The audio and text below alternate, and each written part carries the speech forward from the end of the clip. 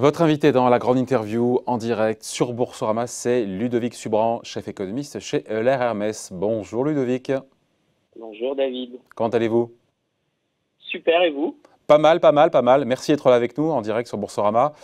Il y a 1000 questions que j'ai envie de vous poser, mais quelles sont, au moment où on se parle à ce stade, comme on dit, quelles sont, Ludovic, vos certitudes et vos doutes au moment où on se parle, ce qui vous rassure et ce qui vous angoisse, pas dans votre vie perso, mais s'agissant encore une fois de la crise sanitaire économique que l'on vit aujourd'hui?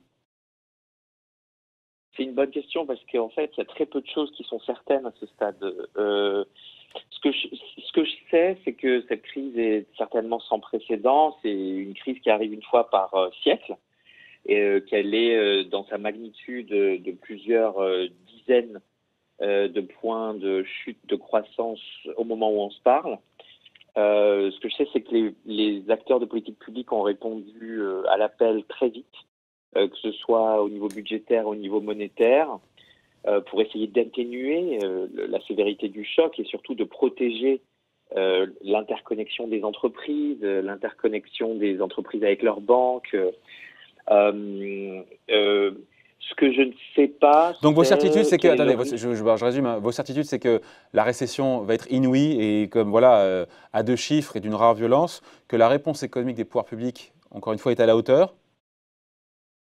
Oui, alors sur la récession, c'est toujours pareil, ça dépend comment on regarde, mais nous sur la France, on est plutôt autour de moins 5% de croissance sur l'année. Mais c'est vrai que le trou, c'est-à-dire aujourd'hui, hein, au deuxième trimestre, sera certainement de l'ordre de Vous prenez un moins mois de 15, confinement ou deux? peut-être moins 20%. Vous On prenez prend 2 mois de confinement aujourd'hui et 3 mois de déconfinement progressif. Donc en fait, on est sur une hypothèse qui est toujours un scénario en U.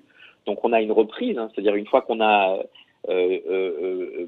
comment dire, arrêter le tuyau, une fois que la confiance se restaure, on repart, on n'a pas ces pertes cumulées qui restent dans l'économie, c'est-à-dire on revient à un niveau de PIB nominal d'avant-crise d'ici la fin de l'année 2020, début de 2021. Et vous avez vu Fitch, je vous coupe, Fitch vient de sortir une étude, ils disent retour à la normale, pas avant fin 2021.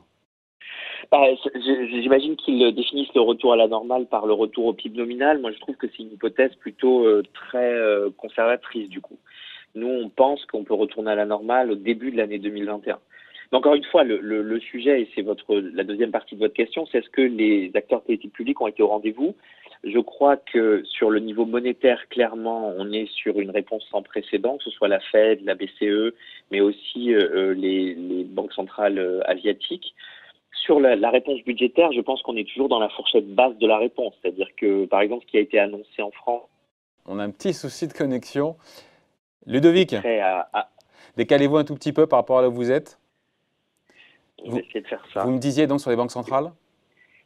Je disais que sur les banques centrales, la réponse en termes de liquidité est sans précédent et qu'elle a certainement suffi à calmer le risque d'infection de cette crise vers le secteur financier. Donc elle a protégé la transmission de la politique. Donc, bon. je sais pas. On essaie, sinon on vous rappellera peut-être une prochaine fois. Ludovic, vous êtes toujours là? Avec grand plaisir. Ah non, c'est bon, oui, vous êtes là. Je suis toujours là. Alors, mais attention, pas juste à vos doutes, parce qu'on a compris effectivement que ce qui était acquis, c'est que la réponse, elle était à la hauteur, même si budgétairement, j'ai compris qu'il faudrait que les États en fassent plus. Sur vos doutes, sur ce qu'on ne sait pas? Ce qu'on ne sait pas aujourd'hui, c'est les risques d'erreurs de politique publique sur la sortie de crise, notamment le déconfinement. Parce que ce qui va certainement marcher en termes sanitaires risque de ne pas fonctionner en termes économiques de façon équivalente. C'est-à-dire que ce qui fait sens en termes sanitaires risque de poser des questions d'avantages comparatifs entre pays qui choisissent des sorties de crise différentes. Donc ça, moi, ce qui m'inquiète aujourd'hui, c'est vraiment de voir comment on accompagne les entreprises, les ménages, les plus vulnérables, comment on protège l'emploi, comment on protège contre le risque de faillite dans une sortie de crise qui va être longue et un peu compliquée. La première partie de la réponse budgétaire, qui est de faire tout ce qu'il faut pour éviter le chômage et les faillites, a été annoncée.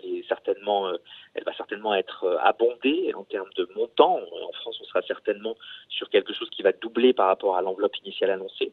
Et je crois que la question de l'accompagnement, est-ce qu'on recommence l'économie, est-ce qu'on reconnecte les fils sur certains secteurs d'abord? Comment on fait pour ces secteurs, notamment l'hôtellerie-restauration, la distribution, mais aussi des secteurs comme les transports qui ont été très... Ah, c'est compliqué, on vous perd encore là. partir complètement. Là, Ouais, vous m'entendez. ouais, là c'est mieux. Euh, Combien de temps l'économie mondiale, française et mondiale, peut supporter d'être gelée ou en quasi-hibernation sans que derrière ça provoque une profonde dépression? Alors, moi, je pense qu'il n'y a pas de limite à ça. C'est-à-dire que les chiffres qu'on avance, c'est souvent ceux de la trésorerie des entreprises en disant, ben, en gros, les entreprises ont entre 1 mois et 3 mois de trésorerie. Les ménages ont tant de mois d'épargne, les pays émergents ont tant de mois de couverture d'import. Donc les gens utilisent souvent ces arguments mécaniques pour dire on peut tenir 3 mois, 2 mois. Moi, je ne crois pas du tout. Je pense qu'il y a bien sûr plein d'artifices de comptabilité, notamment sur les règles qu'on peut suspendre temporairement. Je pense qu'il y a aussi une certaine innovation des politiques publiques.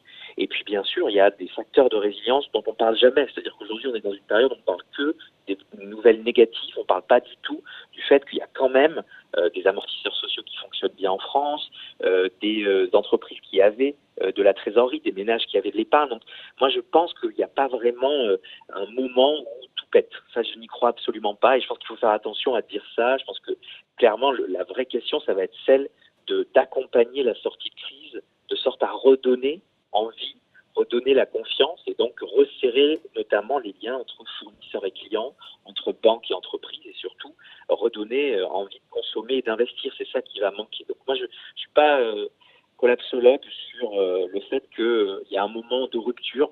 Je pense que la rupture, elle est là, on la voit, on est en plein dans la rupture. En revanche, l'effort de...